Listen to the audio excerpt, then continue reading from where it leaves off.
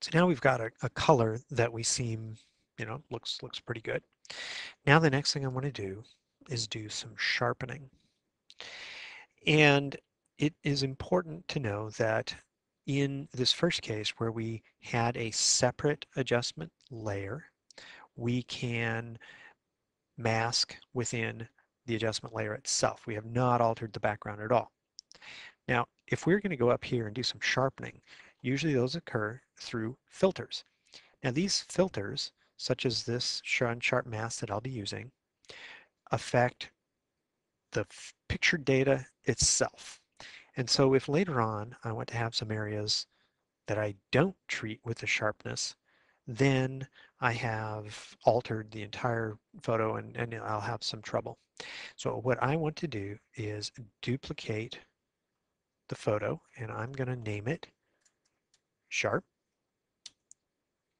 Now I have a layer that I'm going to sharpen, and then I can mask it to show through the unsharp normal photo. So on the sharpening, I want to only sharpen the lightness layer. Remember, I'm in lab mode, so I have L, A, and B. So I want to highlight lightness, and I want to now go and apply my sharpen mask to this. We're going to do an unsharp mask, and we have our preview. You can see that there's a lot of sparkle that comes out in the leaves. You'll notice that down in the region where we've got some detail, that it looks pretty good. One of the things I'm going to do is take my um, little preview here, and I'm going to take a look at what goes on in this region. And that looks pretty good, comparing sharp and unsharp. Now I'm pushing it pretty hard with a 400% sharpness, but you'll see that I'll be able to control that with masking. In particular, you'll see that this region around the rim of the leaf is pushed a little hard. And that's primarily the place where we're going to mask. I also want to take these background areas where I'm inherently blurry. I don't want to keep those blurry, so I'm not going to allow the sharpening to occur there. I also don't want the sharpness to occur down on this clip on the stem, and you'll see what occurs when I do the preview and not preview, and so I want to leave that blurry. All right, so we have a sharpness level that looks pretty good. And again, we can change this with the opacity of this layer as well as with some masking. Now we'll come back to the channel for this channel tab, and we'll click on all those layers, uh, or all of the channels within this layer. So now you'll see the combined picture that we have. And now, in order to control what is sharpened, I am now going to add a mask to the sharp layer. So I come down to here and I click on this icon, which gives me the mask to the layer. And again, we have to add black to hide the effect of this layer, white where we want the effect. So we're going to hide the sharpening in this region around here. So again, we're going to go with a fairly large mask on my paintbrush tool.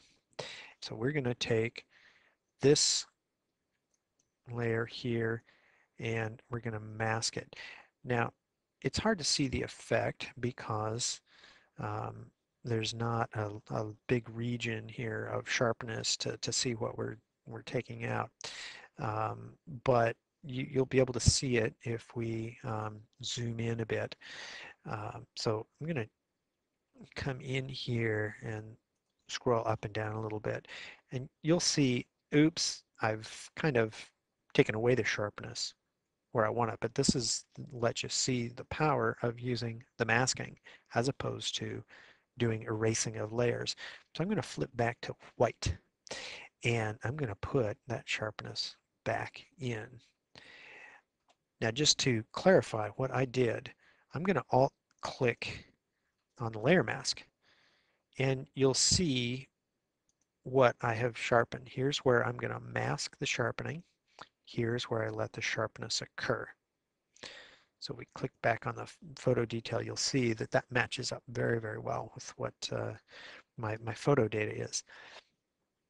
Now, I want to soften the effects of this edge, the sharpening on this edge. So I'm going to switch to a fuzzy small, making sure that I'm on my mask and not on the photo. And I'm going to take away some of that sharpening from that edge. And you'll see once I take a look at this, this is gonna soften that edge so it doesn't look as garish and as dramatic as before, and it can look a little bit unnatural if you're not careful with that. All right, so this shows pretty good results. I mean, it's good for a demo. And so just to be clear, let's take a look without the sharp and with the sharpening. And we're going to bump the sharpening up a bit. We'll leave our curves down below, and you can see what I get with sharpening and no sharpening. So this, once again, really demonstrates the power of either masking adjustment layers or duplicating a layer and putting effect on it and then masking that effect selectively within certain regions.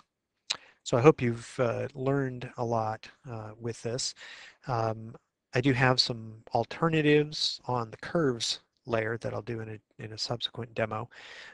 Some additional ways of handling the color enhancement, but this is a very powerful technique that you can use on just about any photograph.